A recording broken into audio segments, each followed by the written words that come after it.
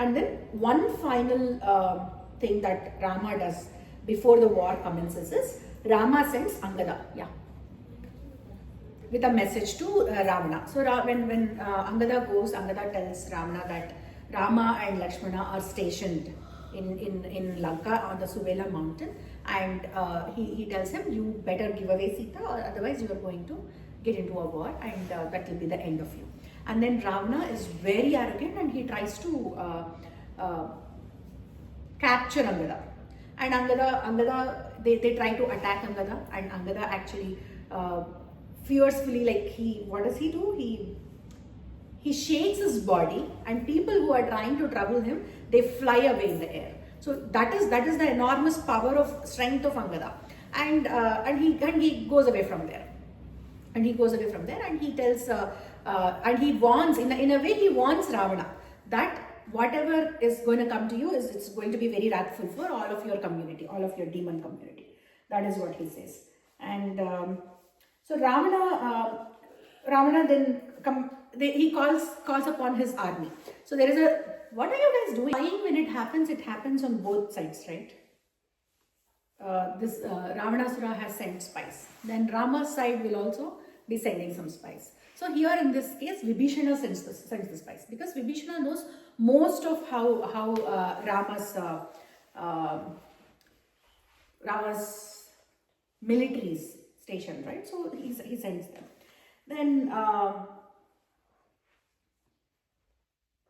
Then he says, then he comes back, like those spies come back and they give him very valuable information.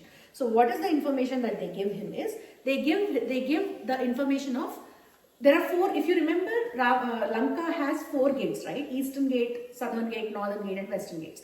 And all those gates lead to a center point within Lanka. So what Ravanasura does is, he stations some armies with some army generals on each of those 4 gates. And there is one more huge army stationed in the center of Lanka. So Vibhishana gets an account of who's there in what gate. Okay. So there is a guy called Prahasta. Do you remember? Hanuman kills 7 sons of Prahasta. So Prahasta is the army general of Lanka.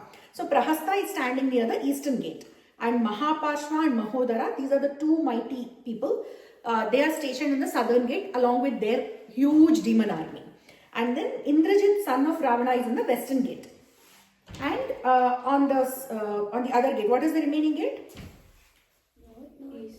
Oh, yeah, north and west, I think. Yeah. North and east. No, east is Prahasta. North and west. Yeah. Southern gate is Mahapashva and Mahodara. And then Indrajit, the son of Ravana, is in the western gate. And so eastern is the remaining one. Eastern one is Ravana himself is stationed in the eastern gate. And then there is a guy called Virupaksha. Virupaksha is stationed in the center of the Lanka.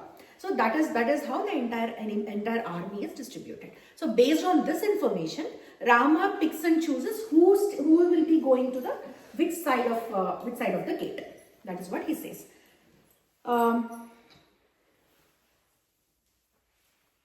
So Rama is coming up with this idea.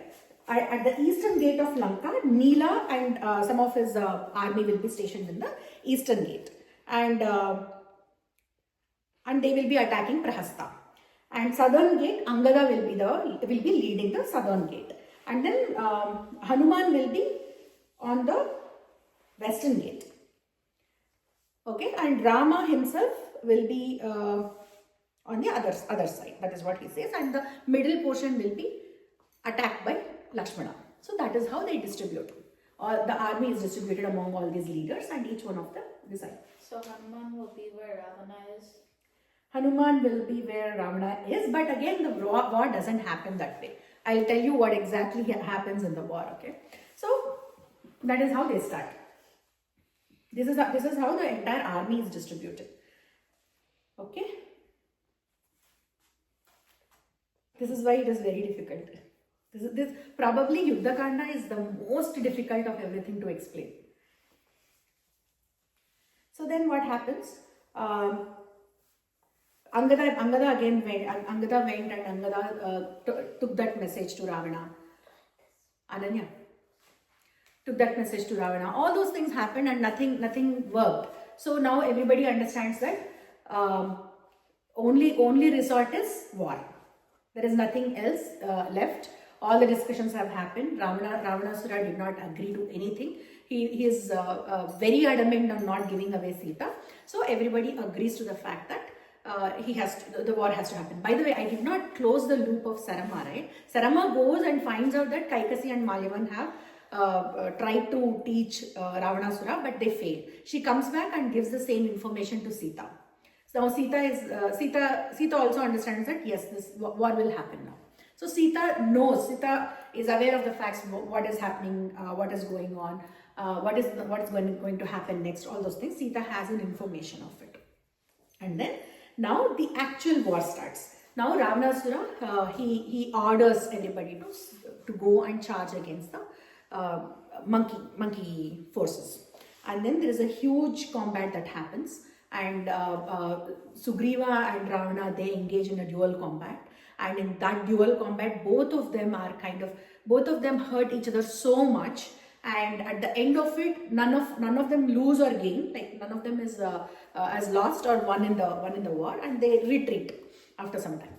And then so many combats happen between all these armies, like the Eastern Gate, Western Gate, all the possible gates, all the four sides are indulged in a huge war. And in this particular war, the demon army has a lot of weaponry. Like they have maces, they have shafts, they can throw things at them. All those things, they have bows, arrows, and everything they have. But this army, on the other side, the monkey army, doesn't have any of those weaponry. Their weaponry is they pluck the trees out of the ground and they throw them. They use huge rocks and throw at the opponents. They pluck the mountain tops also, and they throw at the opposite army. So that is the kind of weaponry that they use. Whatever comes to your hand becomes their weapon. That is the kind of combat or war techniques that Vanaras use. What about the gong thing that Hanuman has? Indama? Like the gong. The thing. Gong and Gadana. He has, but that is not he doesn't use that in this war. In this war, he uses most of the times it is the trees that they are using. They uproot the trees and they throw on the opponent, or they take a huge rock and they throw it on the opponent. That is how they do. Yeah. That is what they do. So it's okay. Then what happens?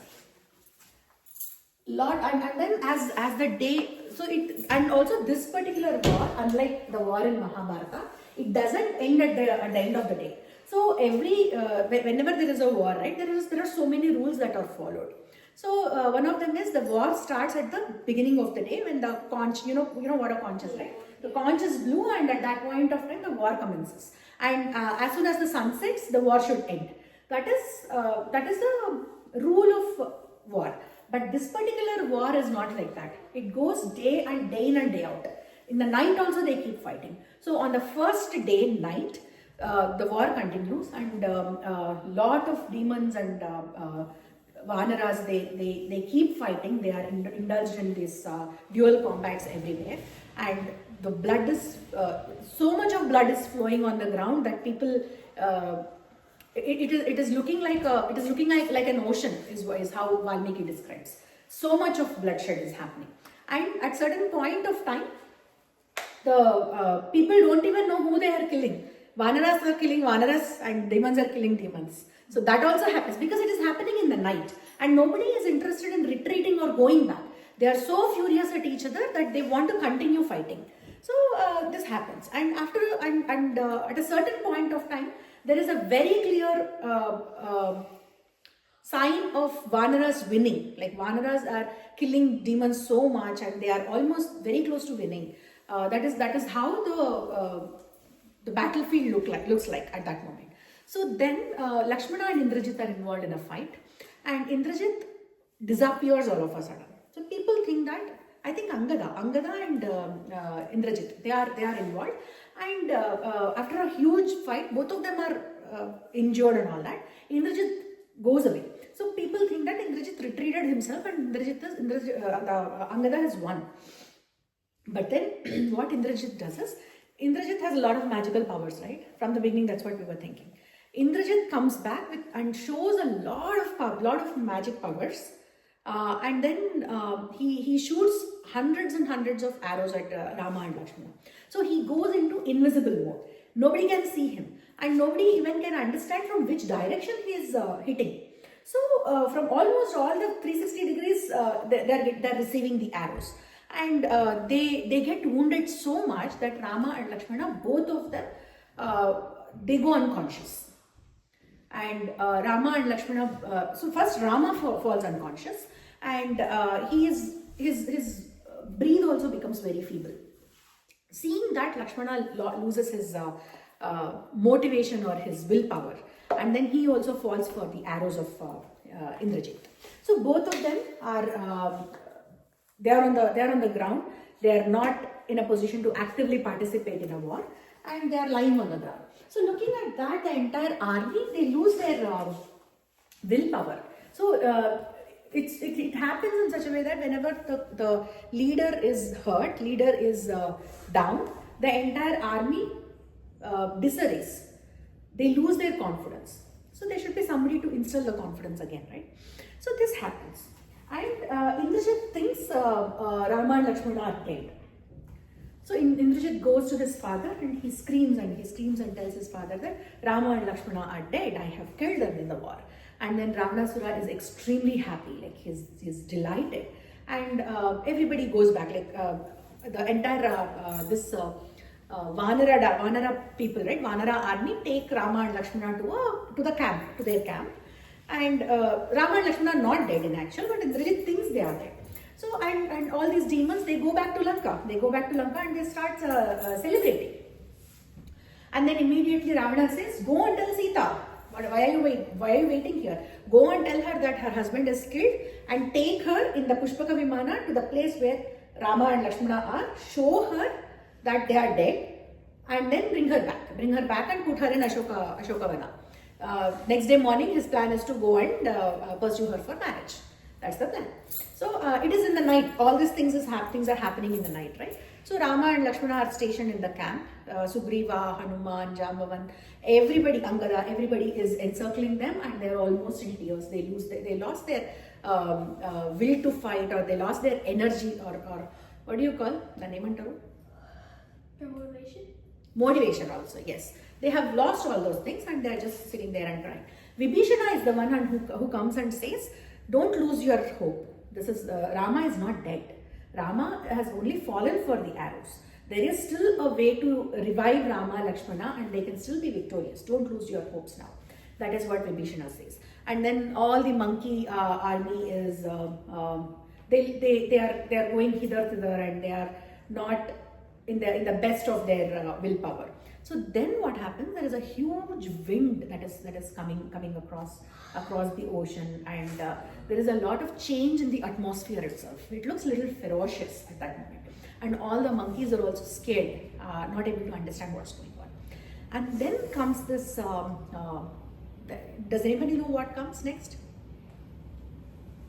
Then comes the huge eagle bird. What is that eagle bird? Jatayu's brother. No. Jatayu. No. Jatayu's son. Has anybody heard about Garuda? Yeah. Oh yeah. Garuda. Who's Garuda? A mythical creature. No. He's eagle. He's king of eagles. He's the vehicle of Venkateswara. Venkateswara Swami, Vishnu. Yeah. He is the vehicle of Vishnu. Like whenever you see Ganesha, you see this little mouse, right? Yeah. Mouse is the vehicle of Ganesha. And you see that, right? So likewise, for Vishnu, it is Garuda. Garuda is the vehicle. So he comes and and before he comes, Rama gains his consciousness. Rama gains his consciousness first, and then he sees Lakshmana. Lakshmana's lying on the floor, like wounded so much, blood flowing from all of his organs, and then he cries so much. He weeps and he says, "What am I? What kind of a person am I if I am not able to protect my brother and wife?" These two people have come following. They didn't have to follow him to Aranyavasa, right? They didn't have to go on exile. Kaikeyi's order was only Rama should go to the exile. But then these two people came along with me, and look at my incapability to protect these two people. And then he also goes on to say something very interesting. He has been crying for Sita so much, right? Then he says, if I lose Sita, probably I can find someone who is like Sita.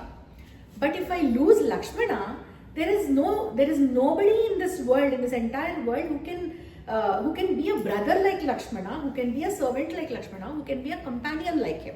There is no replacement to Lakshmana, is what he says. I mean, when he says these words, it's not like he can find a replacement to Sita. That's not. But that is how much love he has towards his brother.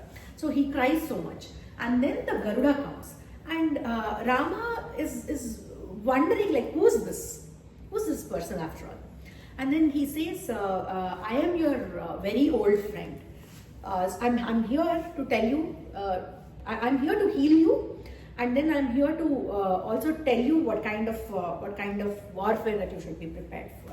So So if Vishnu's vehicle is here, it's from heaven, right? So It's from how's heaven. that going? Isn't Rama supposed to be like inhuman? Yeah, that is why Rama doesn't recognize Garuda. Oh. He's wondering, like, who are you? Why are you here? Why did you come here? Who are you, first of all? That is what Rama is asking. And then Garuda introduces himself to be his friend. And you and I are so close to each other that I am like your breath wandering outside. Like, I'm like your breath. You and I are so close. And then he heals both of them with his wings. With his wings, he does this, and both Rama and Lakshmana, their wounds are gone, and they are again with their full form of energy and all that. And Lakshmana also gains consciousness. And then this guy Garuda says, this is the kind of warfare that demons follow. Indrajit comes with so many of these mythical powers, and it is difficult to win him in a war. So you need to prepare yourself for this kind of warfare. This is not how humans indulge themselves in a war, right? So you need to be prepared for this kind of warfare. And then while going, he says, don't think too much about how you and I are connected. Once you emerge victorious out of this war, you will automatically know a lot of things. That is when you will understand our friendship. So with that said, Garuda leaves, and there is a lot of celebration within the monkey army. Oh, in the meantime, what did Ravana say? Ravana said, go and show Sita in the Pushpaka Vimana, right? So before even Garuda comes, Sita is brought to this area, and she gets to see the aerial view of this entire place, and she sees Rama and Lakshmana lying on the ground there. And then she is crying inconsolably. And along with her, Trijata, Sarama, and all those people were also there in the Pushpaka Vimana over there. And then Sarama consoles her. Sarama or Trijata? One of them. I think it's Trijata. Yeah. You know how you said? You need to be louder. You know how you said some of the Rakshasas became like kind of her friend? Are all the Rakshasas nice to her now, or are some still like? No, there are a lot of them are not nice to her. There are only one or two or few who are nice. And maybe along with Sarama and Trijata, there are 2 or 3 more who are nice. Even if they want to be a little nice to Sita, probably they are worried about Ravana also, right? Oh, I want to be nice to Sita. I know Sita it's not her fault. She's a nice lady. But if I am nice to her, I don't know what Ravana is going to do. Only Trijata and Sarama are courageous enough to be nice to her and to talk cordially with her, to be friendly with her. So Sita sees Rama and Lakshmana who have fallen, and she thinks that they are dead, and she is crying again. She's terribly sorry, and then she's thinking about, you know this foretelling, right? When a person is born, they look at their future, how their life is going to be, what is the main events in their lives. So that kind of foretelling is something that's also a kind of science. Based on at the time of your birth, based on the planetary motions or planetary conditions, it impacts your life. That is the science. It is called astrology. So some of the astrologers and some of the sages told me that I will never be a widow in my life. All those words have become untrue. So she recounts all those things, and then she thinks about now that Sri Rama is dead, she didn't understand why am I even alive, knowing the news that Rama is dead. How come death has not come to me? That's what she's thinking. And then Sarama says, no, this is not true. if you keenly observe, Rama is still breathing. Rama and Lakshmana are still breathing, and at the time of death, people will lose their luster in their face or the brightness in their face. But if you really keenly look at Rama and Lakshmana, that did not happen to them. They're still full of life. So Do they look like they're like really hurt and sleeping? yeah, they're hurt and sleeping. They have so many wounds, but the life, they don't look lifeless. That lifelessness is not seen in their faces. So rest assured, they're not dead. They won't be dead, and they will emerge victorious. So don't lose your hope yet. Don't fall into the things like they're dead and stuff like that. Ravanasura wants to break your will, and that's what he's been trying. So don't worry about it. They just need some rest, some medication, and they'll be up and running again. That is what Sri Rama says. And they go back to Ashokamana, and Sita is extremely sad after that. Because even though they are not dead, she has seen Rama and Lakshmana, who are like lions, wounded so much, right? So she's thinking, because of me, this has happened to these two brothers and sons of Dasharatha. So that's what she's thinking, and she's worried. And then this Garuda episode happens, and both Rama and Lakshmana are again healthy. So now